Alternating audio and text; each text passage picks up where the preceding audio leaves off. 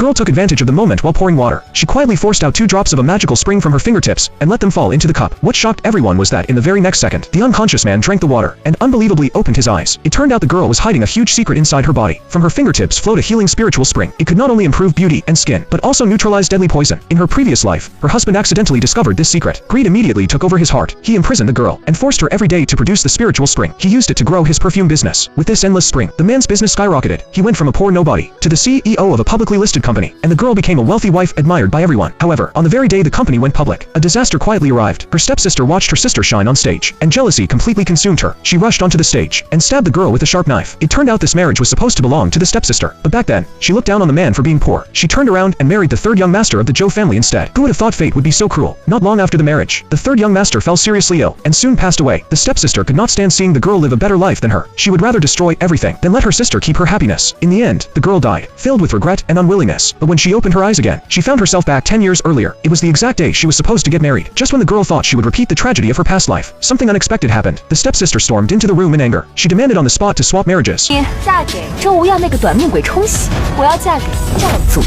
The girl's heart skipped a beat and she instantly understood. The stepsister had also returned with her memories. Before the girl could think further, her stepmother spoke up. She warned the girl not to be ungrateful. The Zhou family was a powerful local family. Marrying into it meant a life of comfort. It turned out the stepsister had already told her mother about the past life. When the greedy stepmother heard that the future son-in-law would become a tycoon, how could she let that go? So she encouraged her daughter to steal the marriage. Faced with their pressure and threats, the girl did not hesitate at all and immediately agreed. But she made one condition. She would take all of the bride price from the Zhou family, and the old family house would also belong to her. The stepmother and stepfather looked reluctant, but when they thought about the future billionaire son-in-law, this bit of property no longer mattered. Urged by the stepsister, the two families quickly signed the agreement. The property was officially transferred to the girl's name. At this moment, both wedding parties had already arrived. The third young master was too ill to come himself, so his older brother came in his place. But the moment he saw the girl, he caught a strange and unique fragrance. His expression immediately darkened, because ever since the third young master was injured, he could not tolerate any scent at all. Seeing the change in his face, the girl's friend quickly explained. She said it was from incense burned at home that morning. Only then did the older brother relax. He helped the girl into the wedding car. On the other side, the stepsister's groom, Zhao Yaozu, arrived empty-handed. This caused the villagers to whisper among themselves, but the stepsister firmly believed she had made the right choice. She had no idea that from the moment she chose Zhao Yaozu, her tragic fate was already sealed. Meanwhile, at the Zhou family home, everything was fully prepared. They were waiting for the bride to enter the house. Just as the girl was about to kneel and serve tea to her mother-in-law, the third young master dragged his weak body out. He did not want his illness to ruin a good girl's future, so he advised the girl to think carefully if she wanted to back out now.